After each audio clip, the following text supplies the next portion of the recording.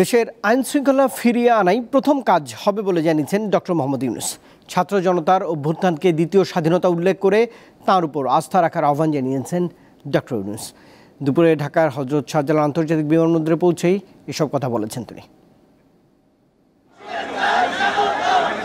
Doctor Mohammad Yunus, যার ওপর নতুন বাংলাদেশের দায়িত্ব তুলে দিয়েছে ছাত্র জনতা, তাকে বরণ করতে বিমানবন্দরের ভিআইপি টার্মিনালের বাইরে জড়ো হয় শিক্ষার্থী, বিভিন্ন শ্রেণী পেশার মানুষ ও দেশ বিদেশের গণমাধ্যম কর্মীরা। আজকে থেকে নতুন বাংলাদেশের যে যাত্রা শুরু হয়েছে, সেই যাত্রা যাতে আর না থামে, আপনারা সকলে আমাদের জন্য দোয়া করবেন। আমরা আশা করব আমরা সেই স্বাধীনতার আসল সুফলটা ইনশাআল্লাহ ভোগ করতে পারবো। আগে যা হয়েছে সব ভুলে যায় আমরা সবাই একসাথে আমাদের দেশটাকে নতুন করে আমরা তৈরি করব ইনশাআল্লাহ।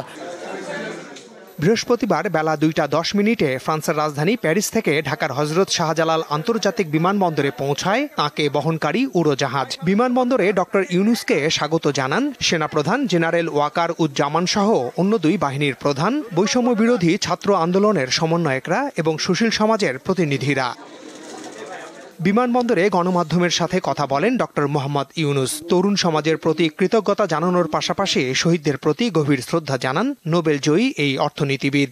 এরা এই দেশকে রক্ষা করেছে, এই দেশকে নতুনভাবে পুনর্জন্ম দিয়েছে এবং এই পুনর্জন্মে যে বাংলাদেশ পেলাম, সেই বাংলাদেশ যেন অত্যন্ত দ্রুত গতিতে এগিয়ে চলতে পারে, সেটাই হলো আমাদের শপথ। আজকে আবু সাঈদের কথা মনে পড়ছে আমাদের, যে আবু সাঈদের ছবি বাংলাদেশের মানুষের মনে গেঁথে আছে, এটা কেউ বলতে পারবে না।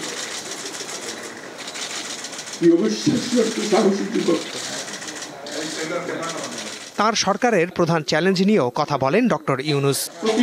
প্রতিটি মানুষ আমাদের ভাই, আমাদের বোন, তাদের রক্ষা করা এবং আমাদের একটা শৃঙ্খলা ফিরে আসা। বিশৃঙ্খলা, সহিংসতা এগুলো হলো অগ্রগতির বড় শত্রু। কাজে আইন শৃঙ্খলাটা এখন আমাদের প্রথম কাজ। এই আইন শৃঙ্খলা ঠিক না হওয়া পর্যন্ত এটা আমরা অগ্রসর করার জন্য পদক্ষেপ নিতে পারবো না। প্রায় 2 ঘন্টা বিমানবন্দরে অবস্থান করেন ডক্টর ইউনূস। বিকাল 4:10 ভিভিআইপি প্রোটোকলে বিমানবন্দর থেকে বের হয় তাঁর গাড়ি। মাহমুদ শাওন, দীপ্ত সংবাদ, ঢাকা।